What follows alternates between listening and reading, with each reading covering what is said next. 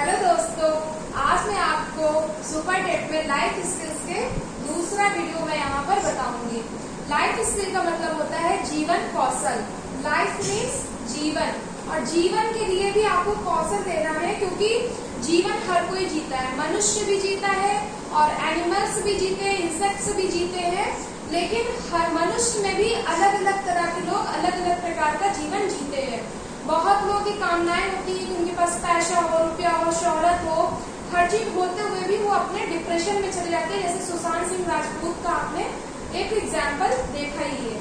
तो यहाँ पर हमें जीवन कौशल की कैसे जरूरत होती है कि कम संसाधनों में भी आप अच्छा एक जीवन जी सके। इस प्रकार अगर हम लोग टीचर बनने जा रहे हैं तो हमारे लिए भी ये जीवन कौशल बहुत जरूरी है। तो जीवन के कौशल के लिए अलग अलग लोगों ने अलग अलग अपनी रिपोर्ट दी है, अलग अलग परिभाषाएं दी है, अपने मत दिए। तो सबसे पहले हम आते हैं यूनिसेफ के बारे में। तो यूनिसेफ ने क्या कहा है हमारे जीवन कौशल के बारे में? जीवन कौशल के बारे में कहा है कि केंद्रीय योग्यताओं का संघ है। संघ मतलब यूनियन, और यूनियन मतलब है सबका एडिशन है।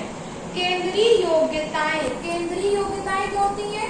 हर किसी की केंद्रीय योग्यताएं होती हैं। भूख, रोटी, कपड़ा, मकान हर किसी की होती है, और हर कोई रोटी, कपड़ा, मकान और एक अच्छी जिंदगी जीने के लिए ही जी रहा है। लेकिन कोई उसमें डिप्रेशन में चला जाता है और कोई उस भवसागर को पार करके आगे चला जाता है। तो ये सारी जो केंद्रीय योग्यताओं का संघ है जीवन कौशल। भावात्मक बुद्धि है ये।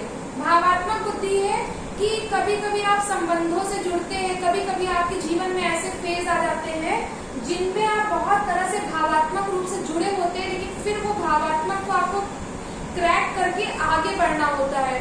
भावात्मक रूप से आप ऐसे भी कह सकते हैं कि भाई आपको अपनी माँ पिता के पास लेटना है, आप 9th-10th में है, लेकिन आपको पढ़ने के लिए जगना है और दूसरे रूम में लेटना है। इस तरह भी हो सकता है। पढ़ने के लिए आप बाहर चले गए, आप हॉस्टल चले गए, तो भावात्मक बुद्धि का भी यहाँ पर प्रयोग करना पड़ता है। कभी कभी कुछ टीचर्स होते हैं जिनके स्वयं के बच्चे भी पढ़ रहे होते हैं उसी क्लास में, अगर वो बदमाशी करते हैं तो उन्हें भी वहाँ पर इस भावात्मक बुद्धि का प्रयोग नहीं करना चाहिए। उन्हें वहाँ पर एज अ टीचर ही वहाँ पर रहना चाहिए। फिर आते हैं यूनिसेफ ने कुछ मूलभूत कौशल भी बताए हैं जीवन कौशल में क्या क्या। सबसे पहले तो स्वजागरूकता। स्वजागरूकता का मतलब होता है सेल्फ अवेयरनेस। अगर हम शिक्षक के परिप्रेक्ष्य में लेते हैं तो सेल्फ अवेयर एक टीचर को होना बहुत जरूरी है, क्योंकि एक टीचर ही न जाने कितने बच्चों को पढ़ाता है और न जाने कितने बच्चों से ही समाज का निर्माण होता है, परिवार का निर्माण होता है। तो यहाँ पर टीचर को भी सेल्फ अवेयर होना चाहिए कि उसको पढ़ाना है, और बच्चे के अंदर भी ऐसी प्रेरणा को लाना है कि बच्चे भी पढ़े, उन्हें बोझ ना लगे कोई चीज। फिर आती है परानुभूति। कहने का मतलब है कि जब हम लोग टीचर बनेंगे तो न जाने कैसे कैसे स्थानों पर हम लोग टीचर बनेंगे, वहां पर जाएंगे तो वहां की conditions, climatic condition, environmental condition, सामाजिक कंडीशन, हर कंडीशन वहां पर अलग होगी। रहन सहन, खान पान, लैंग्वेज सारी अलग होगी। तो वहां पर किसी का स्टैंडर्ड बहुत हाई होगा, किसी का लो होगा, तो वहां पर हमें सबकी अनुभूति करना है और हर बच्चे से समान व्यवहार करना है, हर टीचर से भी समान व्यवहार करना है। प्रभावपूर्ण संप्रेषण। संप्रेषण का मतलब होता है कम्युनिकेशन। कम्युनिकेशन का मतलब होता है बातचीत करना।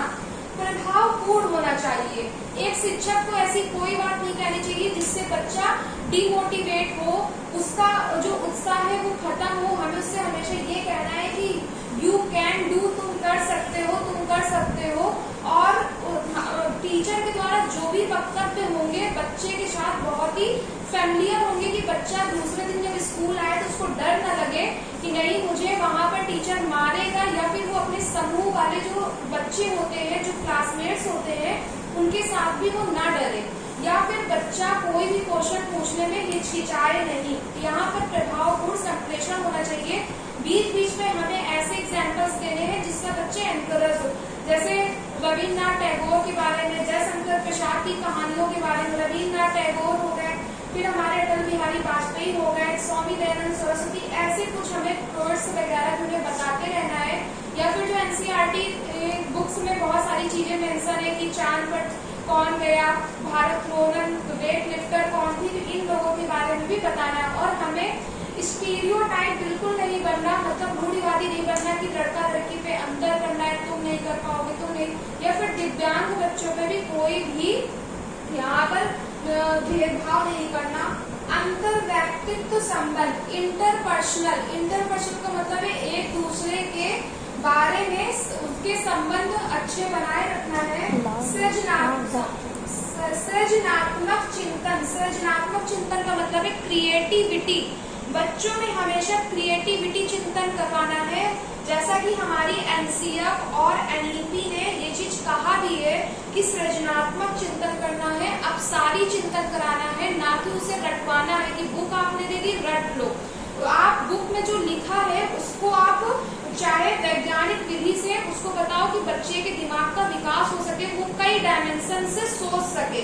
संवेग से निपटने, संवेग का आशय है, संवेग हमारे 14 होते हैं, कभी क्रोध, कभी हंसी, कभी ईर्ष्या, कभी ये, तो इनसे भी निपटना है। क्योंकि कभी कभी हो जाता है कि पुरस्कार पाने के लिए बच्चे एक दूसरे से कंपटीशन करने लगते हैं, और वो कंपटीशन क्या है, कभी कभी बच्चों में ईर्ष्या द्वेष की भी भावना जागृत हो जाती है।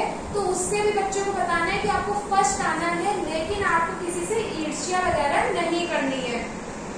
प्रतिबल का सामना, प्रतिबल का भी सामना करना है। विवेचनात्मक चिंतन, हर उसमें निदानात्मक, विवेचनात्मक, संज्ञानात्मक, सृजनात्मक, अपसारी चिंतन आपको करना है। समस्या समाधान, समस्या कई प्रकार की होती है, जीवन में भी समस्याएं आती हैं और हर स्टेजेस की भी अलग अलग समस्या होती है। एक छोटा बच्चा है, उसको ये समस्या है कि कल मेरा टेस्ट है, मेरा होमवर्क नहीं हुआ, एक आप